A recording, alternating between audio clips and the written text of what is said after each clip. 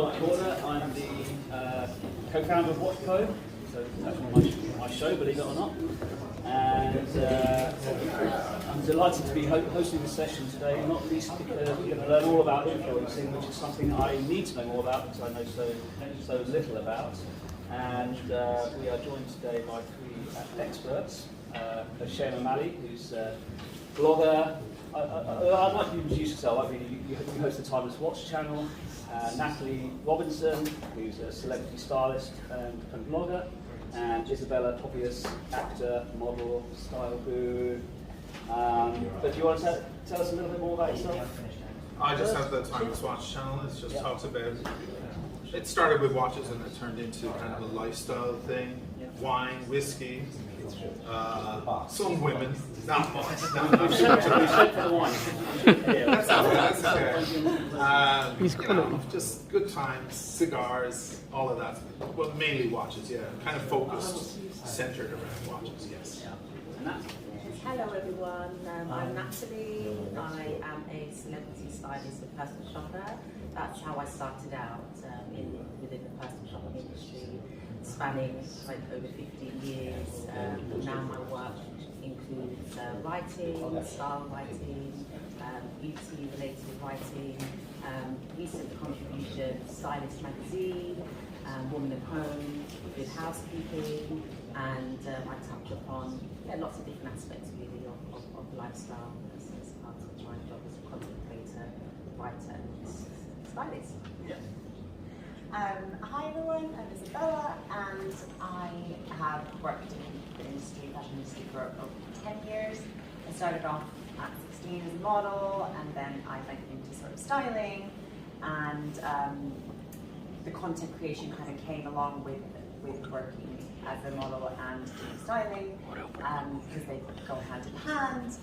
And since then I've kind of veered into more on-camera work with presenting and a bit of acting as well. But it's on my Instagram, it's a lot about my lifestyle, and it's quite fashion and beauty-related content. So, I mean, in a way, two of us are supposed to know a bit about watches, and two of you are more into fashion. And I think that the reason why that makes an interesting discussion is because I feel, correct me if I'm wrong, that the fashion industry embraced the whole influencer scene, the digital scene, probably 5 years earlier than the watch business has. So you might be providing us with a bit of a steer on where we might be heading in the watch business. And I remember the sort of almost controversy about mainstream media, magazine people being shunted out the front row onto the second and third row at the catwalk shows as the bloggers became more and more influential, and the street stylists and all this sort of thing. So tell me about how you see that now. Yeah, I mean, I would say there's definitely been a change. When I think years ago, when I first started out as a blogger, I think there was a lot of there was less transparency, I think, and now the narrative has changed. And I think with regards to, sort of new guidelines that have been set by the Advertising Standards Authority and the Committee of Advertising Practice, they've really honed in on influencers becoming more transparent and declaring paid partnerships. And I think because of that, that's kind of allowed brands, or rather that's helped them to trust influencers more. So, just one example, I think it was the 2019 SIHH fair, the Salon International Hoots Horlogerie. Excuse my pronunciation. If there's any French people in the audience, excuse my pronunciation. Oh, they have. Okay, it's much easier. So, for example, Audemars Piguet launched his Code 11.59 collection, and that was his biggest, largest launch since the 1970s. In the lead up to that, rather than turn to traditional media, he paid influencers to promote his collection. And I think why? Because he wanted to target a younger audience, the millennials, just yes, sort of a younger customer base, and I think after that, members of the public cottoned on that the reviews were paid for, and that's okay. But I think the moral of the story is, you've got to be, very transparent. And again, a lot of brands nowadays, they're wanting a young audience, a fresh audience, their opinion, their perspective, so they can target their niche. And yeah, just to be honest, I think that's in a nutshell, got to be transparent. I remember that launch of the 1159 well as a social media sensation, not for the reasons that AP wanted. It got absolutely trashed on social media. It was almost the first experience the watch industry had of social media, and it wasn't great. It wasn't great. That's the thing. I mean, with traditional media are known for being, blunt, and I think they deemed the collection at the time rather bland. The influencers gave it to raving reviews, and people were like, "Well, is that because they got paid?" But that's basically what brands, that's what they want. They want that younger sort of perspective. You have to take the rough with the smooth. And you have to take the rough with the smooth. I think that, I agree. I think that there's always going to be a voice for traditional media, and I actually quite enjoy still consuming traditional media, but I feel like it definitely depends on what type of content it is, because a lot of, we're all on our phones so much, and especially on social media, and I feel like that's where, if you're consuming content and you kind of almost have a cap at where you can consume content at, and I feel like if you consume that within social media, then that's where the influencer industry really does hold an importance and has really. You mean once as a consumer, you've gone the influencers, people are getting everything off social media and YouTube. You haven't got space for Vogue and Harper's Bazaar anymore. Yeah, exactly. Yeah, it's very difficult to when you have that, because you kind of have your routines. So if you routinely check your social media and you routinely live on YouTube, then that becomes a habit, and reaching out for a traditional magazine may become like an exception rather than the rule. Yeah. So I feel like that's why the influencer industry has had this huge boom in the past, as the phones have got better, basically. Yeah. What was your way in, Jen? Of what? Influencing? Yeah. Oh dear, what a horrible word. Well, how would you define it? How would I define the influencer? I mean, in its best form, someone who's in the title, influencing you with hopefully sincere intentions, telling you guys, hey, I tried this product. The influencer's a funny character. I didn't want to be an influencer. I'm sure some people wake up in the morning and say, I want to be an influencer. I didn't want to be. It just happened by accident. But it's not something, you realize you've become one. It's like aging or putting on weight or something. It's been happening for a while, and then you look in the mirror and go, oh my God, no way back. There's no way back. The influencer, I think, is not a celebrity and not your best friend, but nearly both. Okay? So it occupies the space between celebrity and good friend.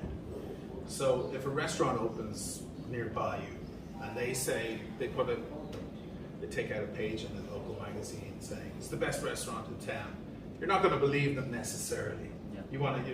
That's up to us to say. But if your friend calls you and says, hey, I tried that restaurant, it's amazing, you've got to do it, you're going to believe them. So the influencer is kind of in that space. We're consumers as well. I don't work for Rolex or Omega or Audemars Piguet or any of those. So I'll take the watch and go, guys, this is an amazing watch. Or don't buy this watch. And hopefully they trust me. That takes a little bit of work as well. There's a familiarity thing. It's I believe they call it a social, a parasocial relationship. It's an asymmetric affection that you have with these people that you're looking at. You feel like you're following their journey, and your journey is similar, but you also look up to them a little bit. A bit like a celebrity, but a celebrity is not accessible like an influencer is accessible. So a lot of our videos, I say our, in the watch space at least, we kind of say, oh, it's a great watch, but let me know what you think in the comments. And we'll read the comments, a lot of them. I'll get emails and we'll reply. So we're more accessible than a celebrity, but they also look up to us, they kind of go, I want his life, or I want her life, or be more like them, or I'm going to buy that watch because he thinks it's great and he just showed me why. Yeah. And it's a two-way conversation rather than it being at you. It's a bit more two-way. I mean, when you start getting really big, when my channel first started, I could answer all the emails. Think of that. It could never happen today. And where do you think the watch business is catching up, or is it a long way behind, or do you think that's, have I got that wrong? I don't know. I don't know the fashion world enough to answer that question, but all I know is that watches are exploding like mad. Yeah. I don't know what happened. Yeah. I've got a theory that maybe it was the Apple Watch that began that re-push of wearing something on your wrist again. It was a lull.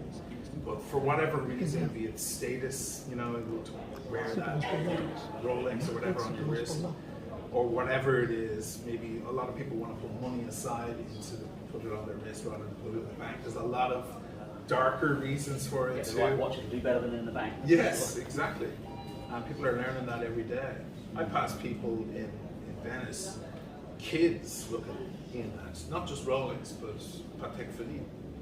17-year-old kids, a whole bunch of boys going, wow, look at that. So it's happening, it's getting worse, better or better, worse or worse, whichever way you look at it. Now, I will say one thing. I mean, obviously the traditional media, and I'm part of a wider media group that publishes Harper's Bazaar and Grazia and these titles in the Middle East, funny enough. And I can tell you that those titles have been hit so hard by the explosion of social media in the fashion space, and that certainly has happened in the watch space as well. Magazines like Revolution, Sure. QP was a fantastic magazine in the UK, but closed. The traditional media in watches has almost entirely gone. I think I'm the last man standing.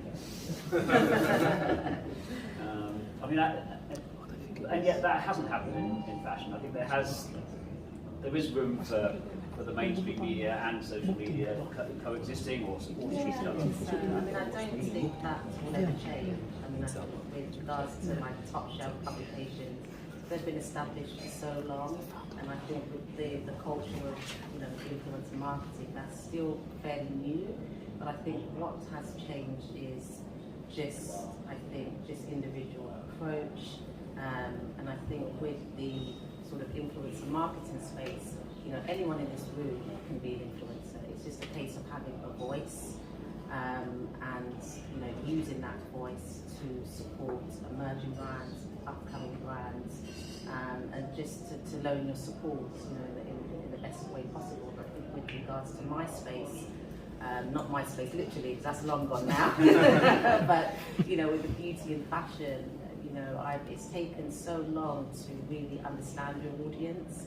And that's I think the market is so kind of oversaturated now, but I feel like, with regards to, the watch industry specifically, like when I think back to personal styling, my knowledge of stores and where to go, that's kind of helped me to hone in on, my customer requirements, so on and so forth.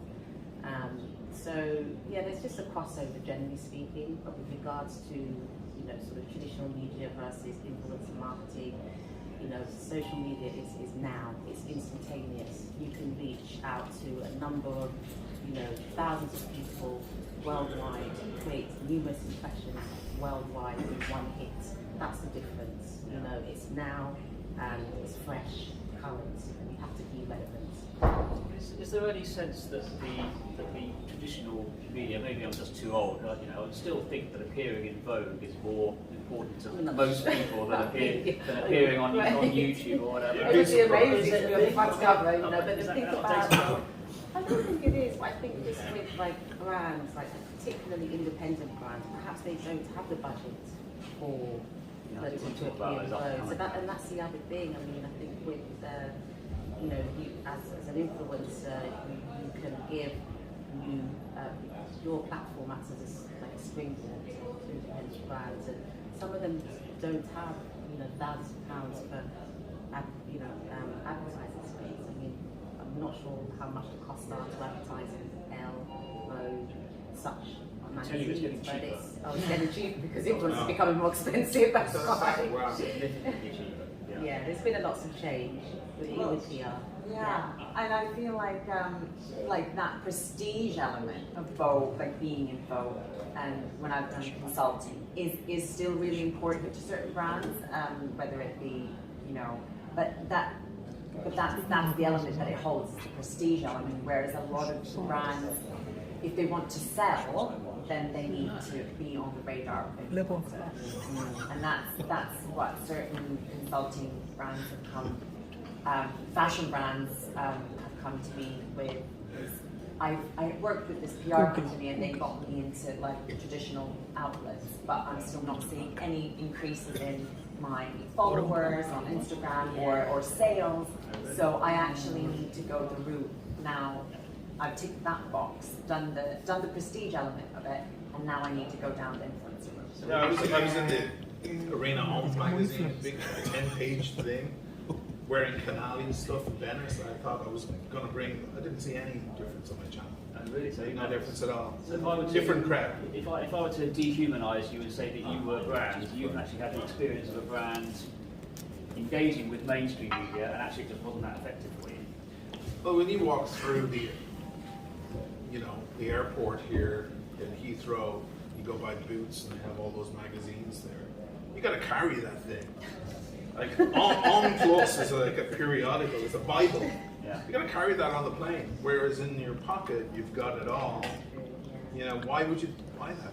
Stupid. I didn't even buy. I was in the thing. I didn't buy my moped periodical. Yeah. Weird. Because it's just like I'm not going to fit that in my bag. So think about it. It's practicality. Yeah. Plus, there's no guarantee. There's traditional media, influencer marketing. There's no guarantee you will generate sales.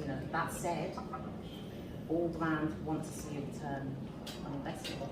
That's key. But there's no guarantee. But if you have a niche market, if your engagement is high, you can quite easily just generate sales for a particular brand. But hence why you've got to, not just broaden your interest. You've got to really hone in on brands who resonate with you, with the DNA of your brand. You have to be brand identity and integrity rather is crucial. Yeah. I've got to say, Isabella, that's a gorgeous watch you're wearing there. Oh, thank you. Since you're a watch show, you better mention who is it. It's Charles Charlotte watch. You can have a look at it as I'm borrowing it for the top. Well, they say nice enough things about it. Just like now, I know from bitter experience that watchmakers and fashion designers are notoriously sensitive and political, and decades and decades of working with the editors of the glossy magazines and stuff. Those political power struggles going on. How does that hold up? How much power do the brands and the PRs and the industry have in the social media world and the influencer world, as opposed to the old style mainstream media world? Grow more and more every day.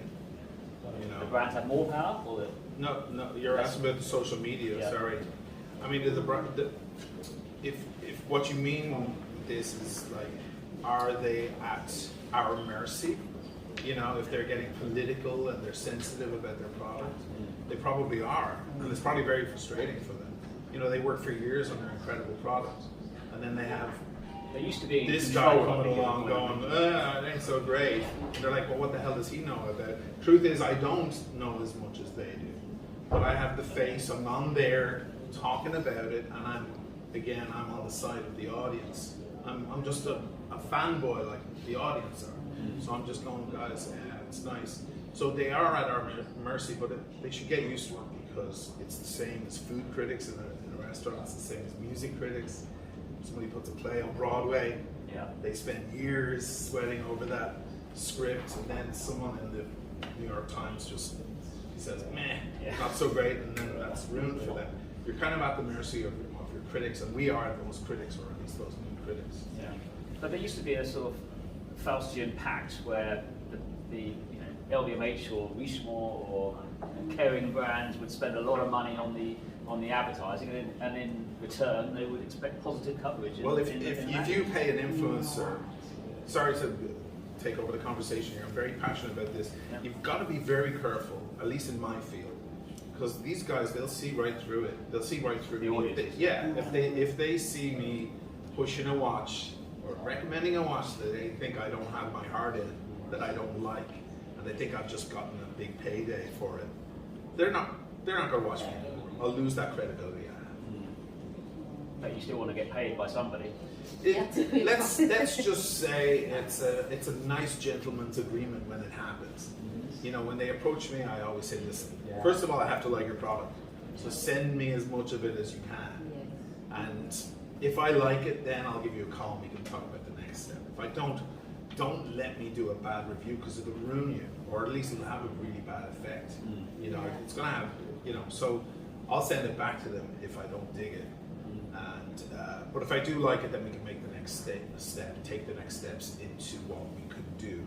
It's really important, and I think the most respected people online, not just in the watch world, in the tech world, for example, these are guys who could get the next Samsung phone or Apple phone for free in the mail, but they don't accept it. They buy it out of their own budget, because that way the audience knows they're not in anyone's pocket.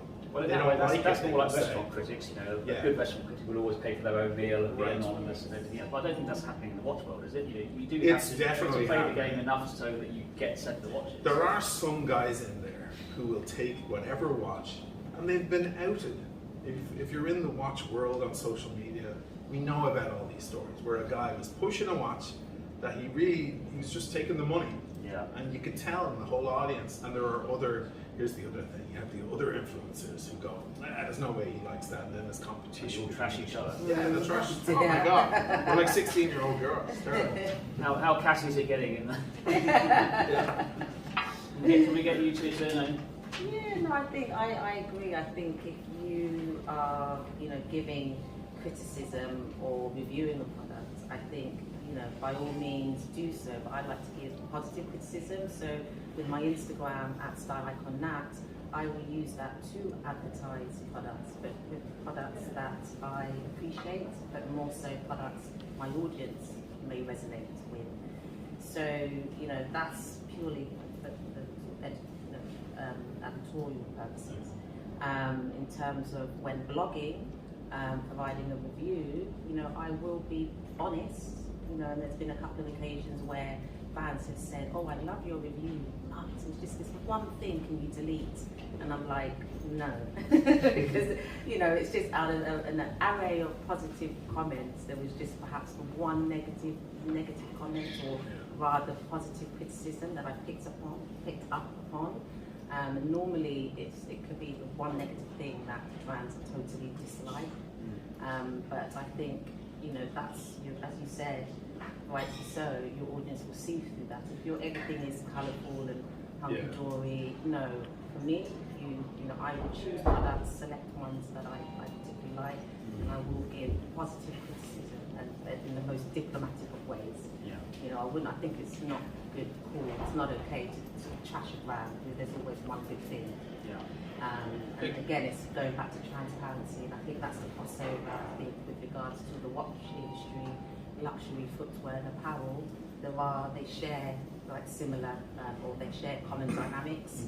I think more brands are becoming, or rather establishing, traceability, transparency in their supply chain, and just generally they're willing to drive social and environmental progress as well. So that's definitely something across all industries that's very prominent. Yeah, Isabella, I mean, they must be still trying to exert pressure and control. And there's two simple ways, certainly I feel, day in, day out as a journalist.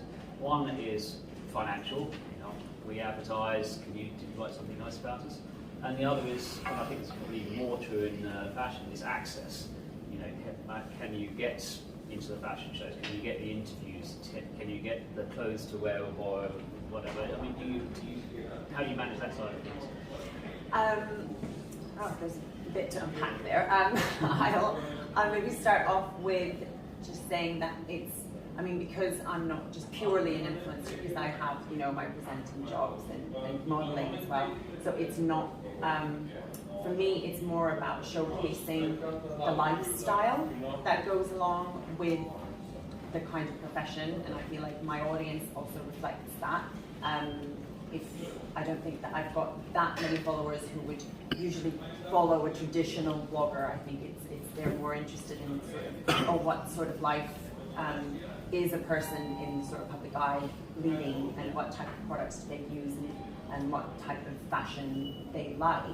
And so having said that, I feel like I actually have, really it is very organic, and I feel like that's true what both of you said, is that I don't think that there's very many, there are those influencers that definitely just take the paycheck, of course, but I think that it's very evident to the audience who those people are, whereas I feel like my audience kind of does trust that it is organic, which it is, because I wouldn't usually, any of the brands that I work with, I wouldn't, if I don't like the aesthetic of the product or the watch, or even when it comes to beauty, if it's not an effective beauty product, then I will not promote it on my channel or on my Instagram. So. I think for all three of you, I guess one of the key strengths is you're not completely dependent on your income from social media or paid placement, or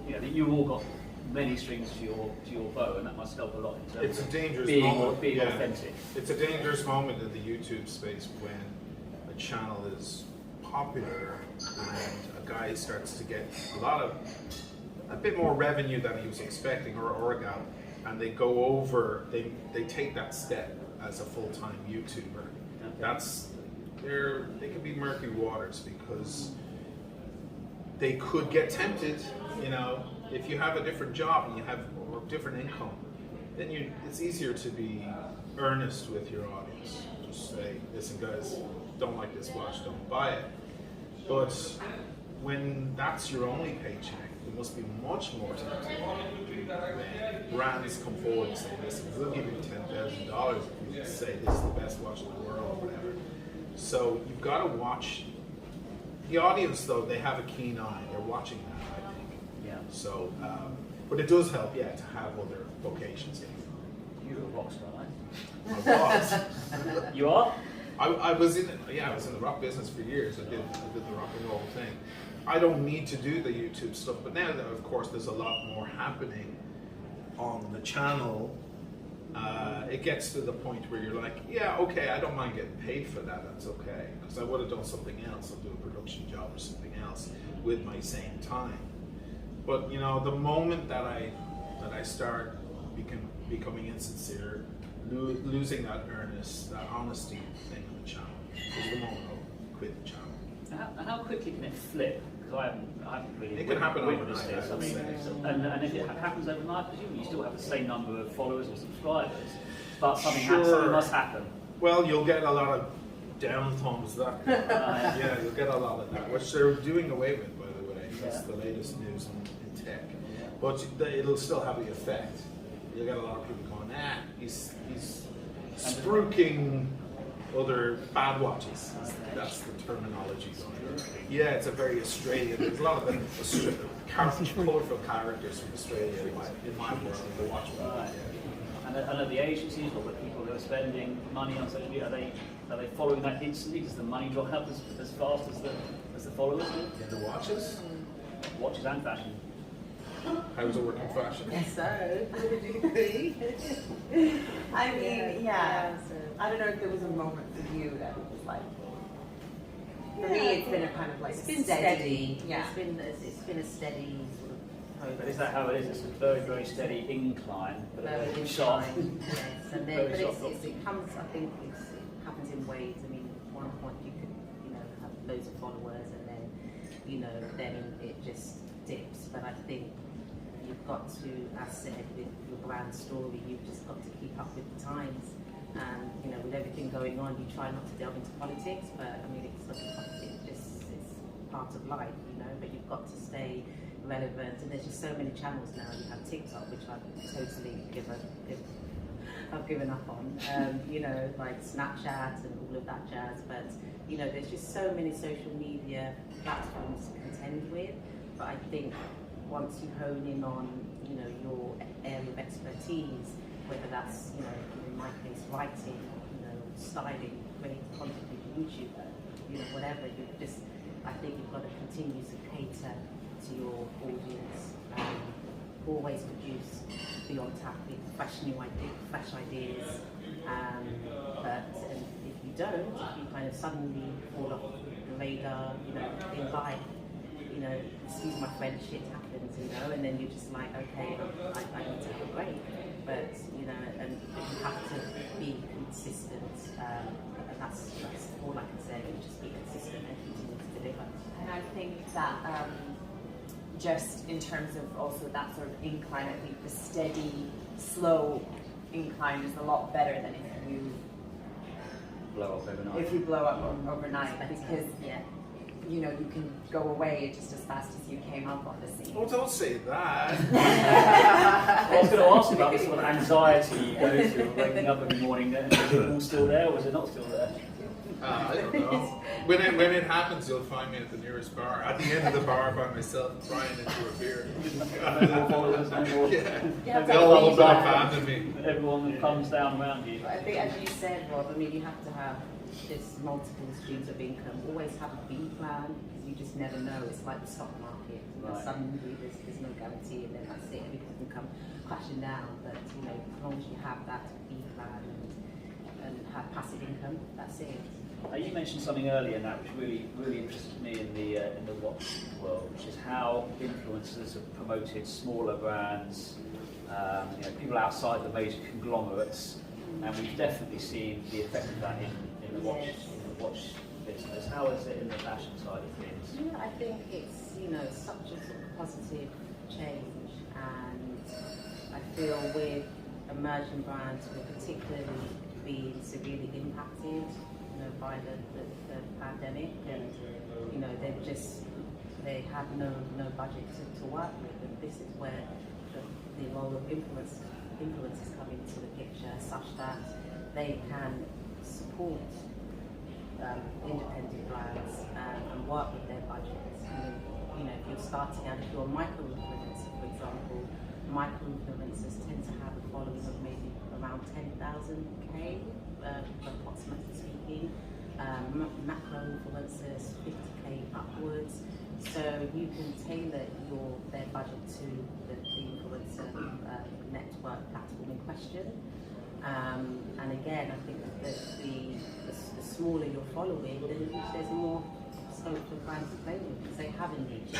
Sometimes the smaller the better, but giving them a sort of platform to target your particular audience. I mean, a lot of brand collaborations for me have come about via networking. A lot of my work, I've made some connections in Italy, where I travelled to southern Italy, Catania, Rome, where I met some amazing independent brands who just don't have the platform. And I know that with a lot of owners I met in Italy, they were like, we're just not interested in social media. They'd much rather the old school way of sort of face-to-face, your handshake is your bond, that sort of thing. But you know, they appreciated that, and I could kind of introduce their brands to a worldwide audience just to touch a button, and then just a simple upload on social media. So lots of scope there. Is it a bit easier now to break through as a fashion designer? Yeah, well, I'm not so good at designing, but perhaps Well, with styling, of course. But I think you must represent. Yeah, I think totally. I mean, it's much easier. And again, with the watch industry, you know, I've been able to just to promote, you know, luxury watches. I recently wrote a piece. Well, not recently, but I wrote a piece anyway on provide tips on luxury shopping. You know, when looking shopping for watches. I did just a stint on a radio show, and you can read that on my blog, starlikenat.com. So the great thing is, if you have a platform, you can use that and just use it for the greater good and just to help support. No, I mean, I've definitely seen, and I've written about many times in the last 18 months, 2 years, about the rise of independence in the watch business, and you're seeing that a lot of them downstairs now who completely squeezed the margins, really, because they didn't have the budget to spend on advertising, but suddenly they, not only can they market themselves less expensively, but they can talk two ways to their audience, and especially talking about very low volume independent makers who are making, I mean, in many cases 10, 20, fewer than 100 watches. These guys now have, we're getting completely squeezed out at Basel World and watches like SAHH, they squeeze the margins, and now they're the hottest properties around, I think, because they can just make that get that story across. Well, in the YouTube field, it's a, oh, excuse me, sorry. No, okay. Sorry, I'll make it quick. In the YouTube field, it's an even playing field. Right. You know, Rolex can't make their video more viewed other than using their name. Their video and other videos about microbrands are going to come up on the same page. They're all only a click away. Whereas in old school, they can pay to be in the, in a magazine or on the TV. They can pay for a big advertising. It's kind of evened, lowered the scale and even the playing field with YouTube. Sorry, go ahead. No, I was just saying that I feel like the magic sort of combination is it's because some of even the bigger brands, they don't have the same engagement than some of the smaller ones, and that conversation is not taking place because the product necessarily isn't that exciting, even though it's a well-established brand. So I think it's definitely there's definitely a combination of the actual product itself and what type of people are wearing it, hence creating that sort of conversation.